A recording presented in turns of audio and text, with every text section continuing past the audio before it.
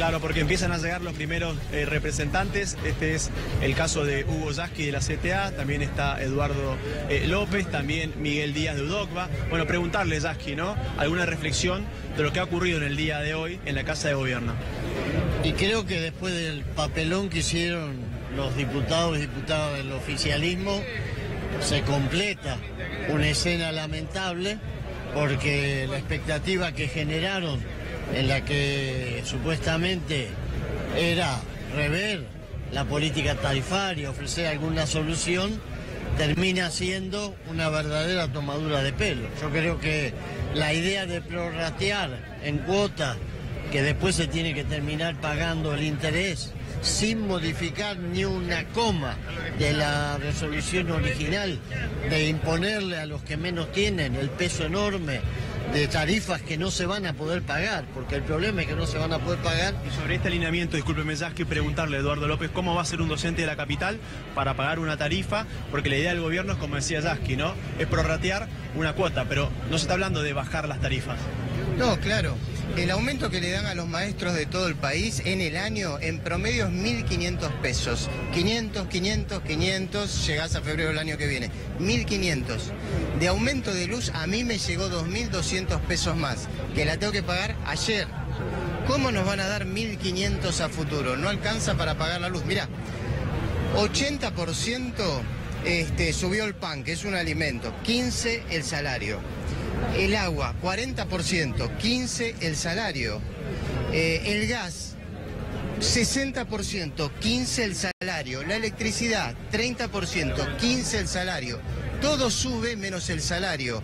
Por eso estamos luchando en todo el país contra el techo del 15%. ¿Por qué todo sube? Porque hay libertad para comernos el bolsillo y el gobierno le pisa el salario de los docentes. No lo podemos aceptar, no alcanza la plata. Yasky, hablando del futuro, que recién hacía mención Eduardo López, ¿cómo analiza, ¿no?, la nueva conducción de la CGT a cargo de Barrio Nuevo? La nueva conducción del Partido Justicialista, sí, a cargo de Luis Barrio Nuevo. No, creo que es una jugada claramente destinada a obturar la posibilidad de que el Partido Justicialista sea una herramienta que unifique y amplifique la propuesta opositora. Creo que está claro que esto fue pergeniado en la Casa Rosada. La jueza Servini de Ucubría es un alfil en el tablero del presidente Macri, y esto tiene como objetivo que el Partido Justicialista esté dividido, porque es la única manera, con los desastres que están haciendo, que el oficialismo pueda ganar una elección. Ahora, le dije CGT, quise decir justamente el Partido Justicialista, porque hoy Luis Barrio Nuevo dijo en conferencia de prensa que están abiertas las puertas para todos, inclusive para los representantes de los sindicatos. Bueno, eso ni hace falta decirlo, porque evidentemente estamos hablando del movimiento peronista. En el movimiento peronista los sindicatos no necesitan que nadie les abra la puerta. De por sí son protagonistas, a menos que Luis Barrio Nuevo se haya olvidado de la historia de la Argentina y del peronismo. A ver, vamos a ver si pueden ustedes dialogar desde el piso con Hugo Yasky de la CTA. Hugo, Iván Jagroski te saluda, ¿qué tal? Muy buenas tardes. Estábamos tratando... Hola. Hugo, ¿nos escuchás? A ver, espera un segundito. Sí. Estamos ahí intentando comunicarnos con Hugo Yasky, secretario, diputado nacional, además del Frente para la Victoria de Unidad Ciudadana. Hugo, ayer hubo una suerte de cambio del discurso gubernamental, porque al mediodía el jefe de gabinete había dicho no vamos a modificar nada respecto a las tarifas, y a la tarde-noche convocó a los jefes de bloque oficialistas a Casa Rosada y la reunión se llevó hoy. ¿Qué crees que cambió en el medio? Y creo que el impacto, la caída de la expectativa que había generado la posibilidad de que, si el oficialismo realmente asumía la responsabilidad de discutir seriamente una alternativa en la legislatura, esto se pudiera resolver. Está claro que eso generó una repulsa de la gente. El ruidazo que se pensaba hacer en Capital Federal se extendió a todo el país, y el gobierno siente ese golpe. Entiendo que eso hizo que modificara su actitud de soberbia inicial, pero bueno, está visto que tampoco alcanzó como para que se le caiga una idea distinta a la de seguir apretándole el bolsillo a la gente. Hugo, estás ahí en el centro neurálgico donde está ocurriendo todo esto. ¿Qué cuenta la gente? ¿Qué dice la gente? ¿Muestra boletas? ¿Sentís la desesperación de muchos de los que están ahora marchando con una vela? ¿Cuál es la sensación que vos no podés transmitir de allí desde el Congreso? Mira que es una marcha y una convocatoria inusual.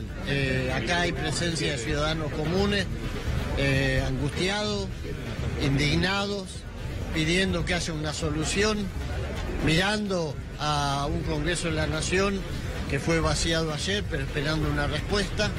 Y creo que este escenario se va a repetir en todo el país. Y bueno, y toda la gente diciendo, el miércoles hay que volver al Congreso. Creo que es la consigna que se está de alguna manera corriendo espontáneamente, porque es algo que surge desde abajo. Hugo, ¿te parece que el gobierno escuchó el ruidazo de anoche? Yo creo que lo escuchó, creo que estuvo desconcertado y que ahora ha tratado de reunificar a su propia tropa detrás de una posición que es de absoluta subordinación a Aranguren. Creo que lo peor que pueden hacer es seguir poniendo a Aranguren al frente de la definición de la política tarifaria, porque va a hacer que el conflicto recrudezca, que se profundice, y no es esta una disputa, una pulseada, qué sé yo, como puede ser cuando vos discutís una paritaria, un punto más, un punto menos. Este conflicto tiene que ver con que hay millones de argentinos que no van a pagar porque no pueden pagar.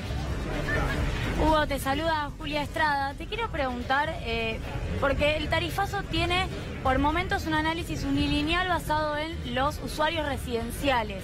Y acá intentamos del programa mostrar la situación de la industria, de muchas pymes, de empresas recuperadas. Vos sos un dirigente sindical que se vincula con esos sectores. Te quiero consultar qué pasa con el tarifazo y la industria. Mirá, acá tenés un representante de la Asamblea de Pequeño y Mediano Empresario. Si querés te lo paso ya mismo. Dale, Hugo, dale, cómo no. Dale. Bueno, vamos a hablar entonces con Fernández de APYME. Bueno, contarnos cuál es la realidad, y ya le dejo directamente con el piso. Le cuento que está Iván Jabrowski, Luciana Rubinska. ¿Cuál es la realidad de las pequeñas y medianas empresas en el país? Bueno, la realidad es complicada y los tarifazos vienen justamente a hacer la frutilla de la torta. Baja la demanda, ingresan más importaciones, aumenta el agua, aumenta el gas, aumenta la electricidad, los impuestos no han bajado para las pymes, los alquileres han aumentado, es decir que es un combo fatal para la subsistencia de las pymes. El desdoblamiento en el pago tampoco es solución, ya lo hemos vivido con el gas, nos están llegando boletas todavía del consumo pasado y hoy, ¿quién puede calcular? Un panadero, alguien que fabrica galletitas o fideos secos no puede calcular el costo porque no sabemos cuánto va a salir la energía o cuándo vamos a tener que pagar el gas. Iván, ya te está escuchando Eduardo Fernández de APYME. Eduardo, soy Luciana Rubinska, prestaba atención a todo lo que describías y me gustaría que para aquellos que estamos lejos del mundo de una pequeña o mediana empresa, nos cuentes cuánto pagaban o cuánto tenía de interferencia o de injerencia, mejor dicho, las tarifas hace 2 años y cuánto repercuten hoy, porque hemos visto muchas exposiciones de pequeños y medianas empresas donde la tarifa es tan elevada, que no se puede ni siquiera abrir un negocio. Mire, en la industria textil hicimos un relevamiento, la energía del 2015 hasta el último aumento aumentó el 1114%, el gas cerca del 700% sin el último aumento del 40%, porque no ha llegado la factura para calcularlo con fidelidad. y los sueldos en el sector textil en el mismo lapso aumentaron el 57%. Ahí te das cuenta cómo se está privilegiando, y también si los trabajadores, los maestros, los trabajadores de cualquier ramo no tienen recursos, si los jubilados no tienen y tienen que pagar factura de luz y gas del monto que está viniendo, no queda para el consumo, las pymes tampoco tenemos futuro en ese marco. Fernández, ustedes pidieron, Iván Yagroski lo saluda, ¿cómo le va? ¿Alguna reunión en su momento con Chambuleirón o con Aranguren o con alguien que tenga que ver con la política tarifaria? Sí, hemos asistido también a las audiencias públicas, dejado sentada nuestra posición, pero la verdad es que la respuesta no es adecuada, no hay segmentación para las pymes. No, es que esta es la política y que estaban retrasadas las tarifas, que la competitividad y alcanzarla con otros elementos, y nos ponen justamente los salarios y lo de la mano de obra como uno de los elementos de ajuste. La verdad es que es una política que no están dispuestos a retroceder. Sucede lo mismo no solo con la política energética, sino también con las importaciones. Recibimos la misma respuesta: proseguir con esto, porque dicen que es el único camino, que este es el sinceramiento que nos va a permitir llegar a buen camino. Fernández, ¿qué siente usted cuando se habla solamente de una especie de fraccionamiento de las facturas para que el impacto en las épocas más difíciles no termine siendo solamente de un mes, sino que eso se amortigua a lo largo de 12 meses? ¿Cuál es su primera sensación de esto que empezó a divulgarse? Es de una falta de seriedad total. Usted calcule que el pyme, ¿cómo hace para...? Primero, no puede trasladar todo a precio. Calcule que cuando va a la panadería la gente, porque tiene acotados los recursos, sigue pidiendo el mismo monto. Dame 40 de pan criollo, por ejemplo.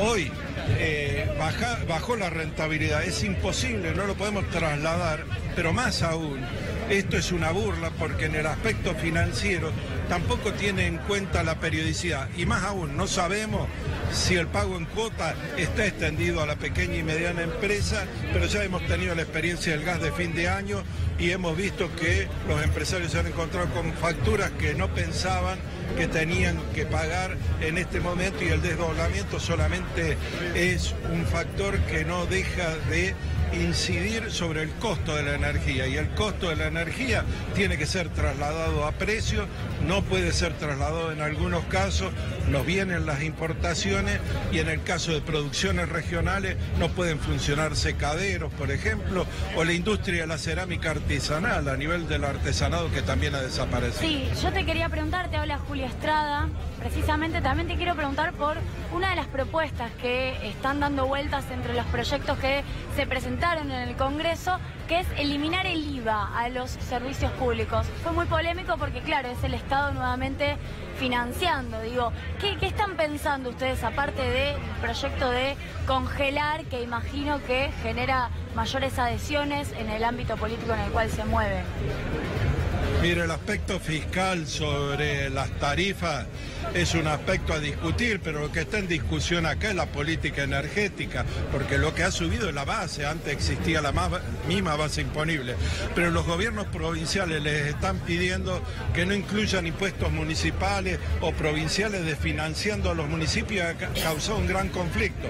En Córdoba, por ejemplo, donde soy oriundo, la solución ha sido desdoblar. Nos mandan la factura de la luz por un lado, y por el otro lado viene el impuesto, que no ha rebajado como lo comprometía la llamada ley PYME. Así que esta es una política de patas cortas. Lo que está en discusión acá es la política energética y quién gana plata con esto, porque mientras nosotros no lo podemos pagar, mientras hay miles y miles de pequeños empresarios angustiados que no saben qué va a pasar mañana, igual que con los trabajadores, nos están diciendo que esta política no se puede modificar y le dan paliativos, cuotas, el nivel de impuestos que hay, o la forma de pago. Por ejemplo, ahora dice que lo hagamos online, que con eso se abarata en el caso de la empresa provincial de energía.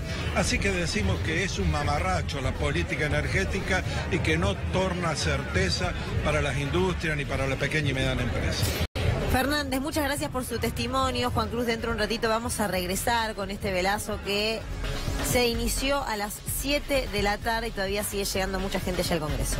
Ya está con nosotros Néstor Pitrola. Néstor, gracias por venir, como siempre. ¿Cómo te va, Iván? Me sacaron del velazo. Te sacamos del velazo, exactamente. ¿Viste? Pero vas a volver seguramente en minutos, nada más, Sí, cuando por culmine la supuesto. nota. ¿Por qué este velazo y por qué el ruidazo de anoche? Si podés esbozar una explicación.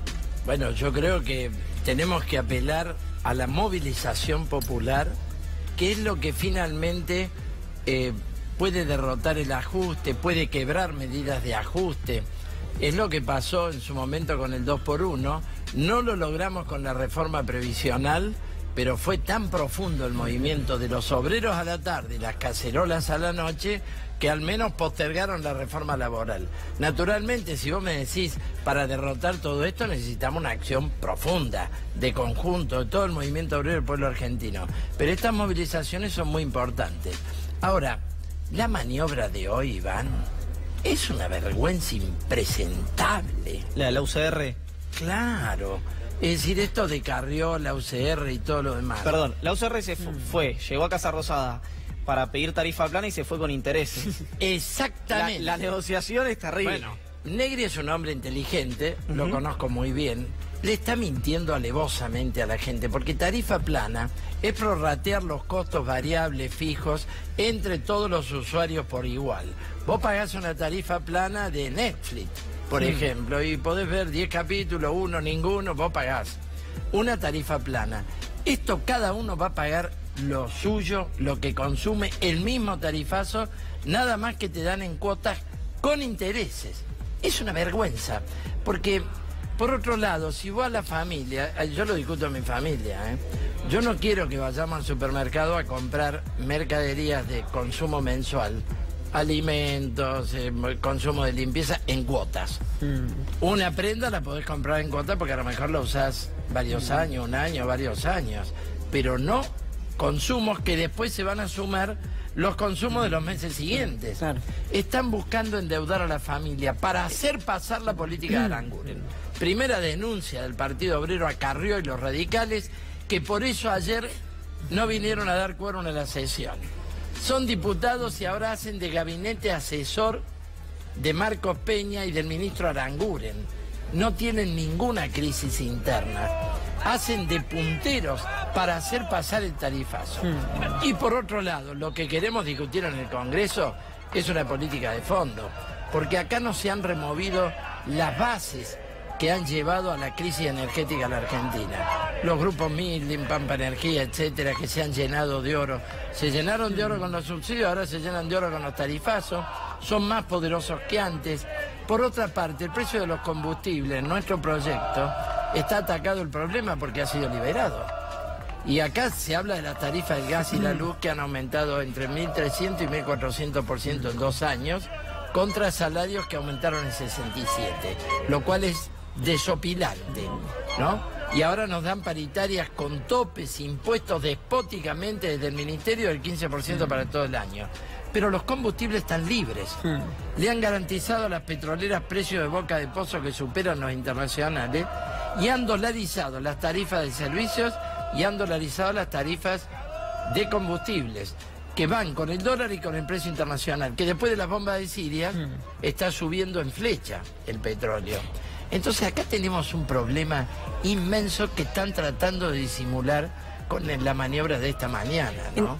Néstor, ¿usted cree que si ayer se hubiese realizado, aunque sea el ingreso, estas alternativas para frenar el tarifazo en el Congreso, no hubiese existido el ruidazo y hoy no existiría el velazo? O sea, si el gobierno o el oficialismo dentro del Congreso hubiese dado quórum para poder tratarse las distintas ideas que había para intentar frenar el tarifazo, ¿la reacción popular no habría existido? Bueno, no, la reacción popular ya estaba convocado. Y yo te quiero decir algo, la sesión de ayer sí tenía quórum, no podía aprobar ninguna ley. Exactamente. Porque no teníamos los 2 tercios.